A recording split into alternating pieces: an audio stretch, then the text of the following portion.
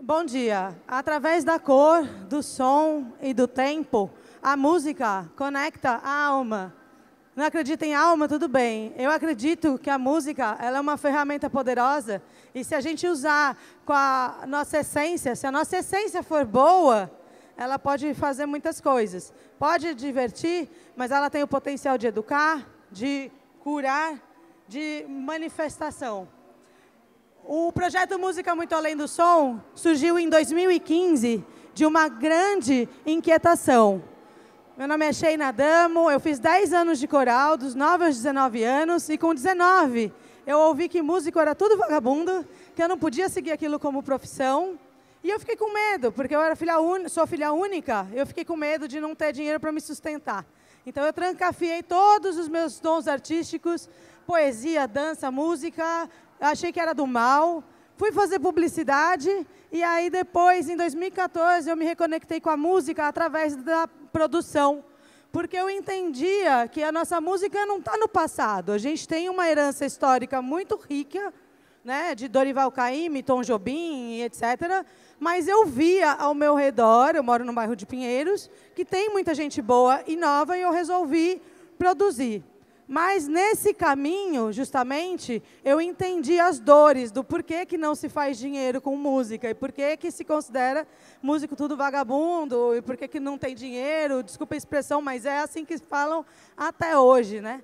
Então, aí eu comecei a me questionar, em tentar transformar em um projeto de pesquisa de mestrado, alguma coisa assim, que eu falei, não é só som, a música, o CD que você pega, a música que você baixa, o que você escuta já está pronto. É o fim de um processo para o começo de outro.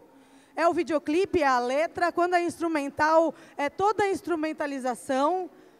Então surgiu Música Muito Além do Som. Em 2016 eu tive um convite para palestrar num evento muito legal que acontece em Santa Rita do Sapucaí, Minas Gerais, a umas 2 horas de São Paulo, e que se chama Hacktown. E aí eu resolvi tirar o Música Muito Além do Som da gaveta. Eu tinha o projeto de transformar ele em um grupo de estudos de 2 a 3 meses para realizar uma amostra. Falei, aqui vai ser o meu protótipo. E aí eu joguei num grupo de WhatsApp de brasileiros que iam para South by Southwest, um evento de economia criativa que nem esse aqui, só que de 10 dias, 24 horas de programação. Joguei lá, falei, olha, eu estou indo para uma palestra, vou falar sobre música muito além do som, alguém quer vir comigo? E eu consegui levar esses 2 feras, o Herbert Mota e o Ruben Pfeffer. Depois eu vou transformar essa apresentação em SlideShare, então tem links para quem quiser entender melhor. O Herbert, ele faz um monte de coisa, ele tem produtora de audiovisual, produz artista, faz conexão entre marcas e influenciadores, enfim. E o Pfeffer, o Binho, ele assinou a trilha sonora do Menino e o Mundo e outros títulos, né? E a partir dessa realização, desse bate-papo que deu super certo, a gente atraiu desde advogados, educadores e musicistas lá para o nosso bate-papo. Teve gente que saiu dali com vontade de tirar o projeto de banda da gaveta, e aí me incentivaram a seguir. Eu não tenho dinheiro para ficar fazendo um site, como ele estava falando, de começar com o que tem. Então eu falei, eu vou fazer no YouTube, no Facebook, porque eu sei fazer lá no Canva os meus layouts e eu não vou depender de alguém para começar. Esse segundo passo. E assim eu lancei o Música Muito Além do Som. Lá, para mim, por enquanto, ele serve como um grande acervo e eu quero ainda transformar ele numa plataforma onde todo mundo possa contribuir. O que é Música Muito Além do Som para você? Você vai num festival de filme, você sai com uma trilha na cabeça, tem pessoas que vão relacionar alguma música de videogame, música de cura, música de religião, uma série de coisas. Aqui, então, eu já entro num assunto, numa provocação. Eu vou chamar aqui, ao lado do palco, tem o Thiago Adamo. Por favor, venha ao palco.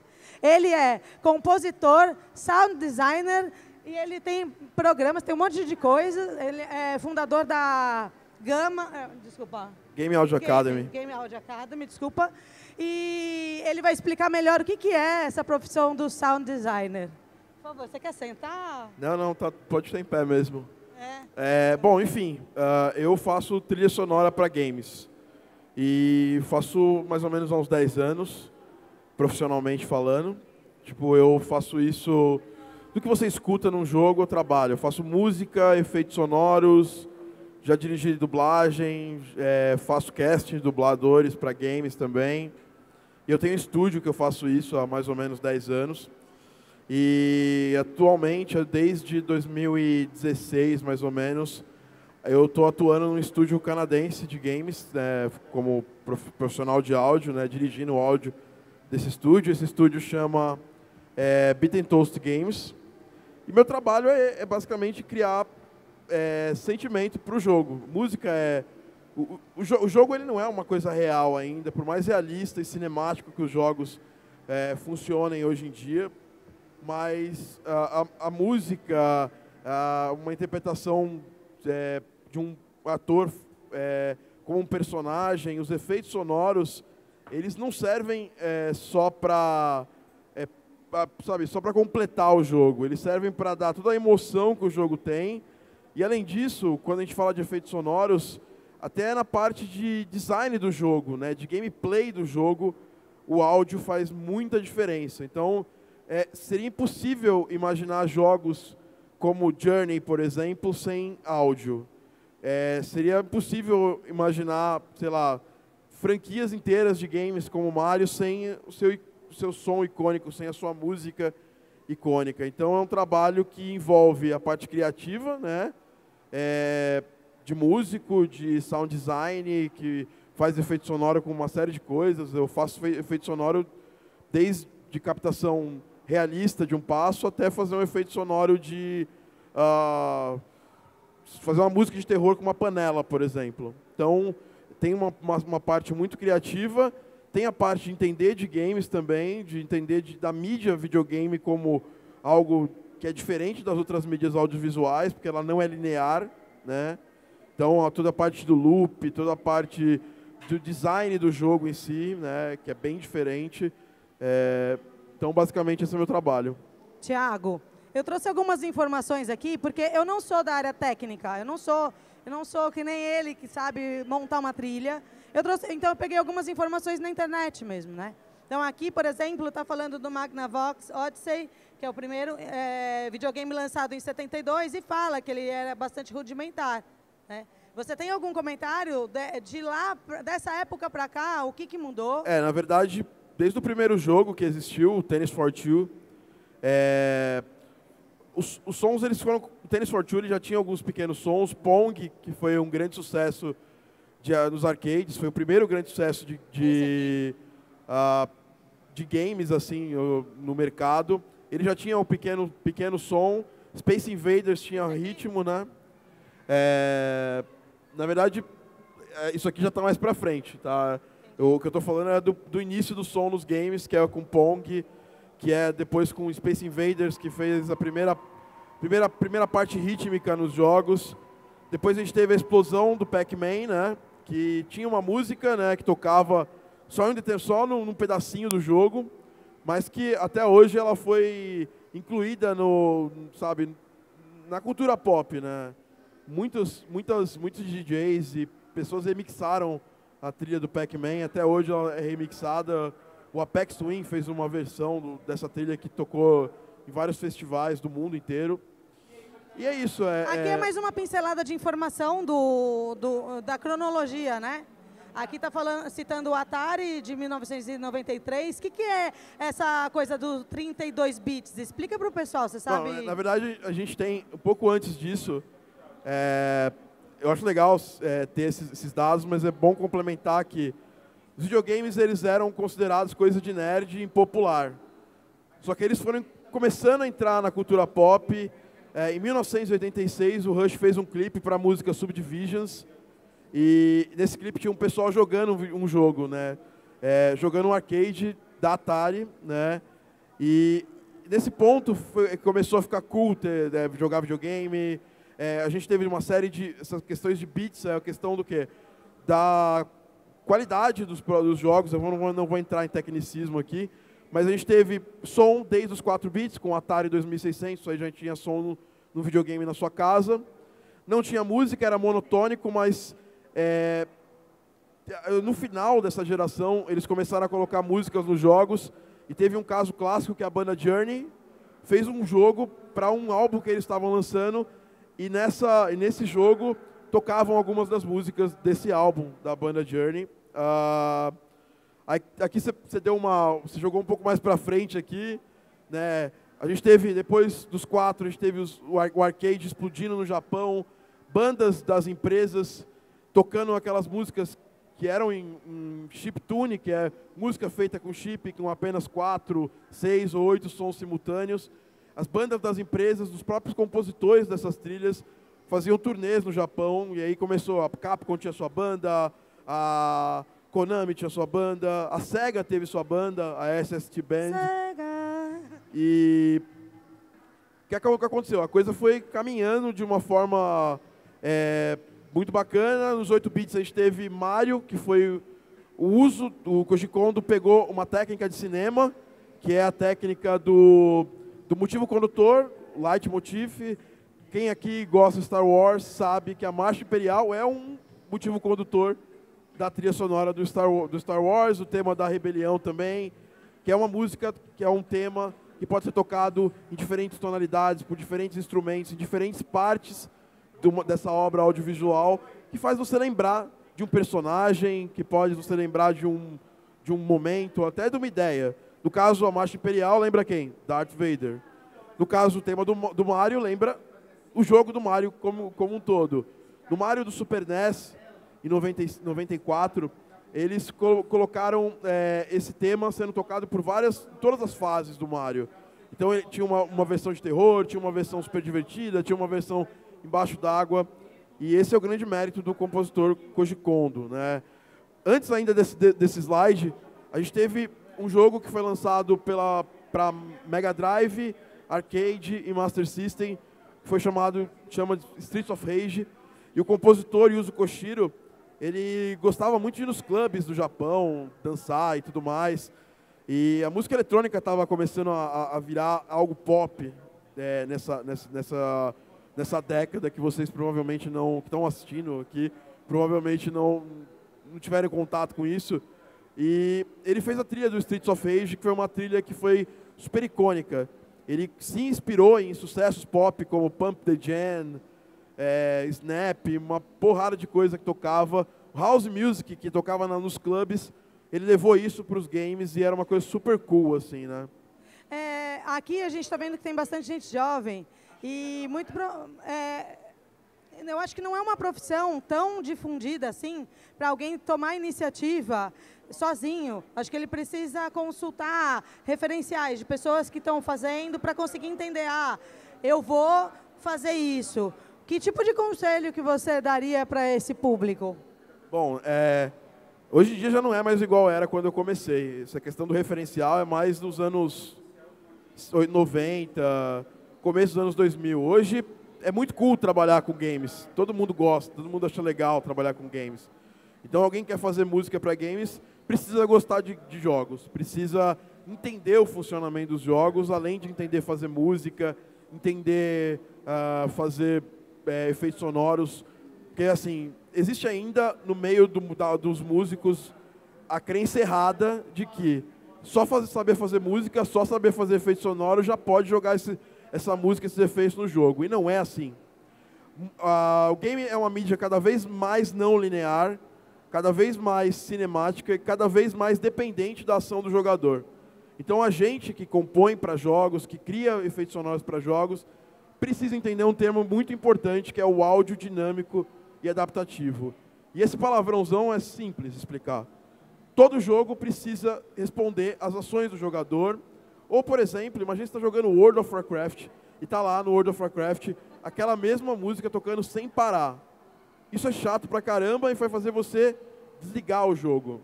Então, quem faz o áudio tem que entender o tempo médio que o cara joga durante o jogo e provavelmente como eu posso variar essa música, como eu posso variar a ambiência para que isso funcione. Aqui está falando justamente, eu peguei essa citação, eu não gosto de colocar muito texto, mas como eu vou converter isso para SlideShare, a pessoa que quiser se aprofundar pode ler mais detalhadamente.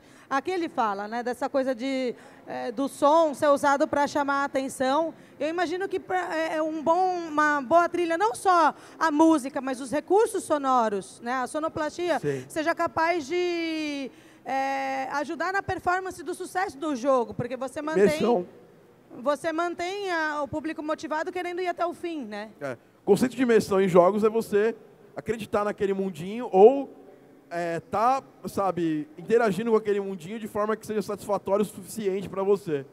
E quem disse isso aqui não foi um pesquisador. Quem disse isso aí bem antes, muitos anos atrás, foi o próprio George Lucas, que fundou a Skywalker Sound, que foi a primeira empresa de sound design para mídia audiovisual que existiu.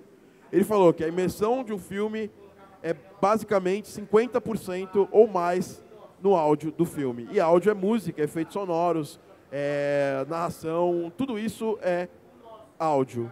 E em games, isso eu acredito seja maior a imersão. Por quê? Porque o áudio é uma forma, por exemplo, de você controlar o seu jogador. Imagina que você está jogando Call of Duty, por exemplo. O jeito que o seu personagem carrega a arma, quando você dá tiro, você sabe de onde está vindo o tiro do inimigo ou não, o tipo de terreno que você tá pisando. Então, por exemplo, Call of Duty, pode ter uma mina no chão, então você está pisando ali e tal, na grama, e aí você começa a pisar num pouquinho de metal, você fala, opa, peraí, aqui acho que pode ter uma mina, vamos dar uma andada. Então, todo esse feedback sonoro, ainda mais agora que a gente tem os jogos em realidade virtual, o som ele é muito mais importante num jogo em realidade virtual do que num jogo que você provavelmente está escutando na sua televisão ou num sistema de som. Por quê? Porque ali você perde o seu sentido de locomoção e você começa a ter uma sensação de que está realmente naquele mundo. Então, o som ele tem que ser muito bem feito, calculado e desenvolvido para que seja responsivo, para que não te dê o que a gente chama, por exemplo, em VR, que é motion sickness, que é você ficar meio enjoado com a movimentação do jogo. O áudio ajuda. Tem diversas pesquisas que foram publicadas no Gama Sutra, e na Game Developers Conference também foi falado isso, que a música é leve, a música pode ajudar que você não tenha o motion sickness durante o gameplay de um jogo em VR. Então, é bem importante. Tiago, me diz uma coisa, com relação a cursos, a gente sabe que no exterior tem alguns cursos avançados, mas e aqui no Brasil? Bom, aqui no Brasil eu tenho um único curso português de Game Audio, que chama Game Audio Academy, mas eu não estou aqui para vender o curso para vocês, nem quero. Eu quero que vocês entendam que tipo, eu tenho o trabalho de trazer para o português esse material também de forma aberta. Eu escrevi um livro sobre isso, que está disponível para vocês fazerem download gratuito, chama Game Audio Business. Eu solto vídeos mais de uma vez por semana no meu canal do YouTube, só buscar lá Game Audio Academy no YouTube. E também tem vários outros materiais. Lá fora tem grandes evangelistas nesse sentido, não tem muito curso de Game Audio também lá fora, mas tem livros fantásticos da Winifred Phillips, que é fantástica, uma das maiores compositoras, ela fez a trilha sonora do Little Big Planet, God of War. Tem um livro muito legal também do Michael Sweet, Chance Thomas, um grande outro compositor de games também, escreveram livros que são grandes referências para quem quer aprender e entender mais essa área. E assim, a ideia é tentar, por isso que eu faço esse tipo de palestra, por isso que eu faço vídeo no YouTube, que é para democratizar e fazer com que todo mundo entenda um pouco mais esse universo. Porque a gente sabe que é uma área específica, mas ela pode deixar de ser, com mais pessoas interessadas em fazer. Né? Mas tendo essa consciência de que não é assim, para fazer a trilha sonora você tem que ser um bom musicista, não é só isso. Tem a questão do storytelling, a narrativa, e até entender um pouco, acho que de neurolinguística pode ajudar. Aqui, Peraí. Não tá indo. Será que acabou? Aqui eu fiz a mesma pergunta, basicamente, na minha timeline e na timeline também do grupo da Rádio Geek, que a gente faz parte desse projeto. Aqui eu achei legais as referências que deram, né? Tem aqui no slide, eu não sei se eu vou chegar, mas como eu vou transformar em PDF, eu estou trazendo aqui a história do Bella Ciao, né? Porque agora ela apareceu de novo em La Casa de Papel, mas ela era tradicionalmente uma música de canto de mulheres trabalhadoras na Itália, assim, sabe? E ali, só que ela surgiu no final do século XIX. E agora a gente tem a volta em La Casa de Papel. Às vezes parece que fica um sentido até meio emblemático. Aqui, dessas coisas que foram citadas, você tem algum comentário a fazer sobre a música? Eu mostrei aquele jogo, aquela referência para o Lucas, ele achou legal. Rock and Roll Racing é porque é icônico, porque vários clássicos do rock, anos 80, que você não imaginava ter isso transformado para um jogo. Então isso é fantástico, é bem legal. Foi uma das primeiras inserções em jogos de música pop popular na época, e hoje a gente tem muito isso, tem Deadmau5 fazendo trilha para games, Major fazendo trilha para games, a indústria de games salvando a indústria da música com os jogos de ritmo, os jogos de guitarra lá, os Guitar Heroes da vida. Bom, Zelda é muito legal porque o Koji Kondo ele mostrou para muitas pessoas, por exemplo, no Zelda Ocarina of Time, tem uma música que é um flamenco, tem outra música que é uma pequena opereta. Então, é legal que os videogames, os filmes, as séries, como você falou da Bella Ciao também, no caso da La Casa de Papel, eles culturalmente trazem estilos musicais de volta e com contexto. Essa é uma parada que eu quero muito falar. A gente fala de música, a gente gosta de música, e só quem sabe que a indústria da música já não é mais a mesma. E exatamente, ela não é mais a mesma, e quem é músico, quem quer fazer música, tem que entender isso. Música hoje em dia cada vez mais precisa de contexto. E séries, filmes, animações, qualquer mídia audiovisual ajuda a dar contexto para a música, né? Ajuda a dar contexto para aquela obra. Bella Ciao, provavelmente nenhum de vocês aqui escutaria num dia normal, se não fosse porque rolou na Casa de Papel e teve todo um contexto para acontecer. Aqui tem um outro, então, que eu postei no grupo da Rádio Geek. Quem quiser entrar, fica por dentro dos programas. A gente tem o site da rádio, mas podem fazer parte do grupo para trocar ideias com a gente lá. Tem tanto os comunicadores quanto ouvintes lá dentro. Eu tenho um programa na Rádio Geek, chama The Game Music Show, e é que eu falo de música de games e música no geral, porque não tem como falar de uma coisa sem lembrar da outra, sem trazer um pouco a outra. Tem outros programas, tem o Calabouço do Rock com o Lucas. Tem muito programa que fala de música, que aborda música, mas acho que o legal da rádio é que aborda com contexto para vocês. Eu quero fazer uma coisa, eu estou com uns broches ali da rádio. Eu queria saber do público, se tem alguém aqui que está com algum... Pode ser um barulho, pode ser uma trilha sonora que remeta a alguma sensação. A gente está falando aqui que a música tem a relação à emoção. Se tiver algum exemplo também, quem quer participar? 3 pessoas que tenham coragem de vir aqui para dar um exemplo de uma música que marcou porque teve algum contexto de uma série. Pode vir você. Quem mais aí? Vamos lá. Com certeza que vocês estão aqui até o final desse papo, vocês curtem música. Tudo bom? Qual que é teu nome? Thiago. Thiago, você já tinha ouvido falar da Rádio Geek? radiogeekbr.com.br, entra lá, tem um monte de programa legal. Qual é o som, qual que é a trilha que te veio na mente? Coldplay, Viva la Vida. Coldplay, Viva la Vida. Legal, mas por que ela veio na sua cabeça assim? Por que essa trilha veio na sua cabeça agora? As ruas.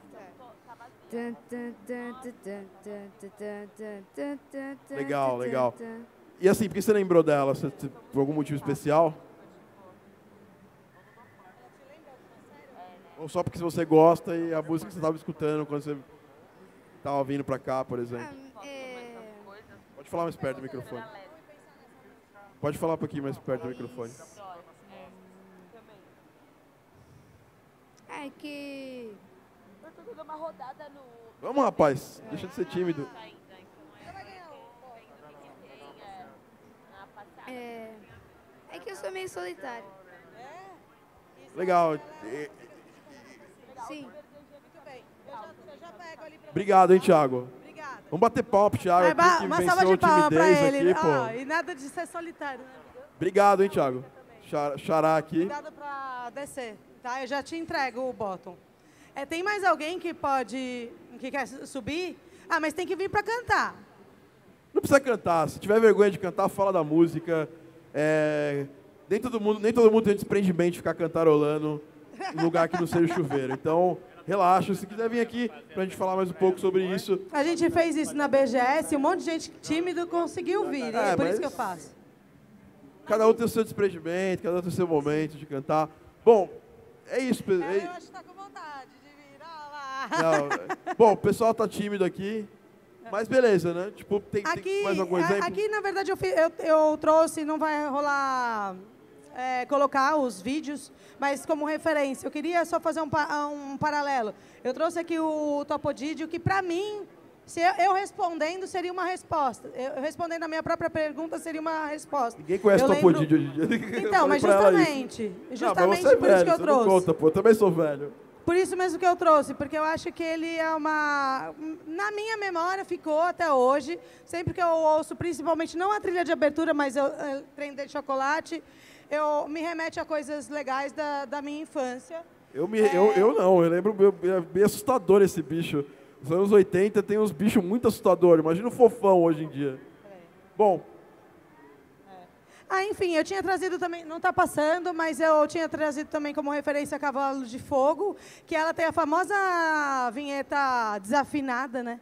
E eu acho que para concluir é isso. Aqui a gente tem algumas referências, eu vou disponibilizar isso como PDF. Se alguém se interessar, sinaliza que eu mando. Eu vou disponibilizar para o pessoal da rádio e para o Grink, porque tem bastante link de referência para quem quiser fazer pesquisa complementar. Tem alguma coisa para fechar, Thiago? Bom, a gente está fechando, nós não estamos mais com tempo, o pessoal já está falando para cortar aqui. Visita a gente na Rádio Geek, radiogeek.com.br, a sua Rádio Geek. A gente tem vários programas que falam de música, fala de comédia, tudo que o geek gosta. Até de carro tem programa para falar de carro, tem geek de todos os tipos. Esse negócio de, eu sou geek. Hoje em dia não tem esse negócio, eu sou geek, só gosto só de tecnologia. Não, tem geek que gosta de tecnologia, geek que gosta de música, geek que gosta de esporte. O mundo está cada vez mais integrado e precisa integrar para as coisas funcionarem, porque senão a gente vai continuar reclamando a vida inteira. Hoje mesmo eu vou estar aqui fazendo a gravação de um programa às 13 horas, o The Game Music Show vai voltar numa temporada nova aqui. Eu queria agradecer vocês por estarem aqui. Me visita lá, gameaudioacademy.com.br ou Game Audio Academy, em qualquer lugar que você quiser buscar. Onde você pode encontrar? Tá. Eu vou somar aqui as referências que ele trouxe para a gente no material e vou disponibilizar, então fiquem atentos aí nas nossas redes e qualquer coisa entre em contato por inbox. Eu agradeço a atenção de vocês. Música muito além do som. Obrigado, valeu galera também que está assistindo, um abraço, falou. Obrigada, Thiago, pela disponibilidade.